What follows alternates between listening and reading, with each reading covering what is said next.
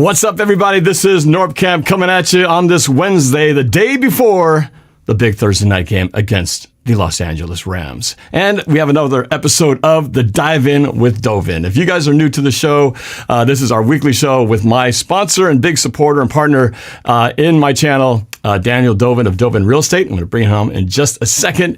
And we're going to be talking about a little bit about what happened and how we got that win against the 49ers. Still can't believe it, kind of. But and how can we translate that into a victory tomorrow night against those pesky Rams who've been a pain in our you-know-what for the past several seasons. So let's get right into it right here. I want to bring in my guest, Daniel Dovinh of the Dovin Real Estate Group. Daniel, it's always good to chat with you every single week. How you doing, man? What's up? Happy to be here. It seems like a very quick turnaround from the last game. And I think both of us are a little hoarse from the Mariners game. So excited to talk some Seahawks and get into it. Absolutely. Absolutely. So before we jump into this crazy short week, because it's on the short week, it's always wild that we're playing. We've just played, and here we go. We're playing tomorrow. Feel bad for the players who are just trying to heal up from all these, getting banged up on a Sunday, and they got to turn around and get a game. But for us, we get to get football real quick. So before we do, for those who don't know who you are, why do we have this show called The Dive In with Dovin? It is our chance to talk a little bit more deeper on what happened the week before and what happens in this game coming up, at least what we think is going to happen. But you are my sponsor and partner and big supporter of my channel. I appreciate you for doing that, of the Daniel Dovin of the Dovin Real Estate Group. Real quick, just tell everybody a little bit about your company and why you are partnering with me to help my channel. Yeah. Well, honestly, I just always felt like it really aligned with Norb and the way that he presents himself and represents the great city of Seattle, where I am from, where I was born and raised. And we share that we're huge Seattle fans, not just with the Seahawks, but with the Mariners, the Seattle Storm, Sounders, all sorts of teams that are here, and especially with the Seahawks. So always share values there. We're both dads. We're both of Asian American background, and I'm just really excited to be here for another season. So yeah, Dovin Real Estate Group, we're part of Marketplace Sotheby's International Realty, and our slogan is luxury at every price point. As you can see here, Sotheby's is known as a very luxurious brand, and we define luxury by service, not price point. So that's the key, is we're always trying to give our potential buyers and potential sellers the best service they can in a really competitive market. All right. So, yeah, if you guys, I know that a lot of my audience are younger people who aren't necessarily in that stage of their lives, but maybe your folks are, or maybe you have friends who are, or you might be just curious about how the whole real estate process works. Daniel will inform you in any way that he can. He knows a lot about this and can be a great partner for you if you enter into the whether you're the buying or selling of real estate. So, and he's going to have a tip of the week at the end of our little discussion about the 49ers and the Rams. Some people brought up the fact that my title was off. I actually realized I hadn't fixed my title, so it's a little bit out of date, but I just fixed it. It will be good when we do the final post. So thanks for pointing that out, everybody in the chat. So let's get into this. Let's talk a little bit about what happened on Sunday. Just to recap, we did win that game, but boy, did it start off ugly. It started off like where we left off against the Vikings, with the offense. Our offense went 5 3-and-outs in the row that we couldn't seem to stop the 49ers going up and down the field. They had like 190-something yards to -8 or something in the second quarter, when things finally started to turn around and things a little bit of luck started going our way.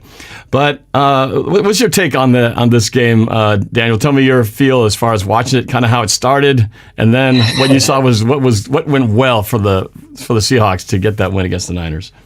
Right. Well, I felt like it was a pretty classic Pete Carroll, Russell Wilson kind of game, where you can't win the game in the first quarter. You can't win in the second quarter. You can't really win in the third, but you can win in the fourth. And it felt like, Russell Wilson's neutral mindset really came into play in that game that we just played, first division game of the year. So this is when it really starts to count, because, obviously we're playing these teams twice each in the division and division games. The best way to, make the Super Bowl is to first start out by winning your division and then getting home field advantage and hopefully getting a first round bye if possible, and running the table at the end.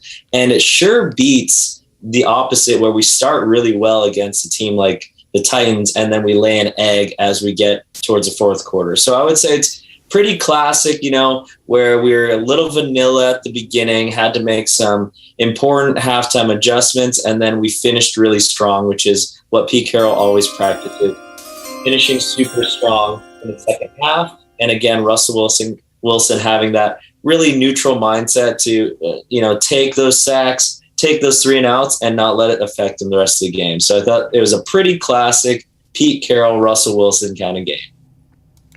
Yeah. I don't know if we can survive this Rams game with that approach, because I don't think if we start this game off like that one, we're not going to be as lucky, because we're talking about a team that, let's look at that 49er game. We did a lot of good things. Obviously, Russell Wilson was a magician. He ran for a touchdown. He got out of should have been sack. I don't know how he did it still. Spun out of this wide open blitzer who was coming in, somehow spun out of it and hit a touchdown to Freddie Swain in the right pylon, which was an amazing vintage Russell Wilson play. But those are 2 touchdowns that he had to do basically because the plays kind of broke down. Then later on, we got some nice icing on the cake, had a nice drive, and Alex Collins got the last touchdown of the game, and we kind of cemented it there. But it still got close to where it was within 1 score and 1 onside kick. So while I feel like we're progressing, we certainly haven't solved all of our woes, but at least we're making progress. And in the end, a win is a win. But I still feel like starting off slow like that, we're going to have to. Maybe we can't win the game in the first quarter, but doggone it, you can definitely dig yourself a deep enough hole where it'll be hard to win in the second, third, and fourth if we get way behind against a team as good as the Rams. I mean, look at the 49ers, right? They had no kicker. Their kicker was hurt. They lost their quarterback, who Garoppolo was playing pretty well in the beginning, and then they put the backup, Trey Lance, who was clearly not ready for a real game. And so that helped us. They've got a banged up running back room. Secondary's pretty beat up. So, they had a lot of things going their way. Turnovers, right? The guy who fumbled at the on the kickoff and ended up in a quick score. So we had a lot of things really sort of help us out. But we're going to have to help ourselves out in this next game. Now, one of the benefits to this is that we do have some players coming back. I think we have D. Eskridge for this game. I'm hoping that we'll have the tight end, Gerald Everett, who's been on the COVID list. I think. Have you heard anything new? I haven't seen anything new, whether he's confirmed or not. I watched Pete Carroll's press conference today, and it sounds like he did get 2 negative tests in a row, but there's 2 different types of tests they do, so they're still waiting on the second one just to make sure. But the way he was talking about it and joking about it, I think he's going to play. Well, yeah, Pete has a way of making things out very sunny and positive, but I'm going to hope that that's the case. And I think tackle Brandon Shell has practiced this week, or it may be good to go. He got injured and was been missing the last couple of games. So we are getting some guys back, and that should help us as well. But let's turn to the Rams here, and actually I want to acknowledge one thing that's fun about doing this live show. The first couple episodes we did were pre-recorded, so this is our actually first live show, and so the nice thing is I get to see the chat immediately. So like Alina Dahl, a fabulous moderator, says it's like a whole different team showed up in the second half. Not sure what went on in the locker room, but it worked. Go Hawks.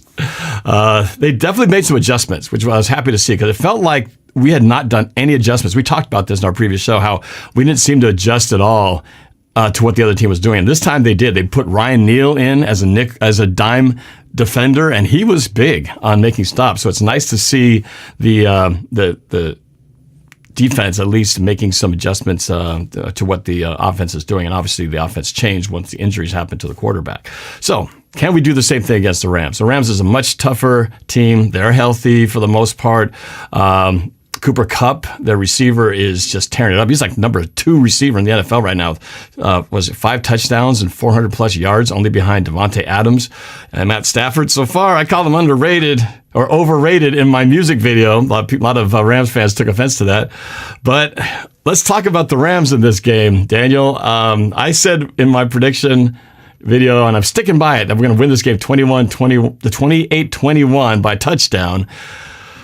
I say that with quite a bit of hesitancy and nervousness, but we are at home.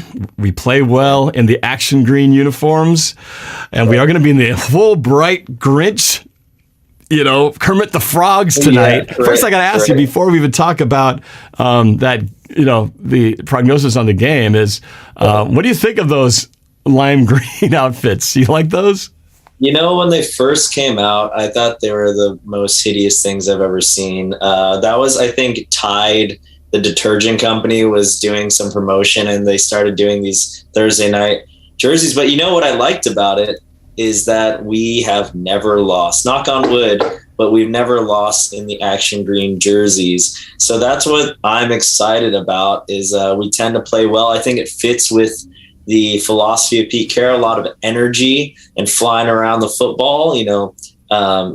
Just bringing the energy at home is going to be really huge, especially for these players that hadn't really played in front of the 12s before. So this is only going to be their second real time doing that for a lot of these guys. So I'm feeling pretty good about the action green. Okay. I want to confirm, I'm concerned I might be having a little bit of an issue with the live stream at the moment. Okay. I want to make sure that we're not every once in a while Xfinity does some funky things with me. I want to make sure I'm not losing the broadcast here as we go.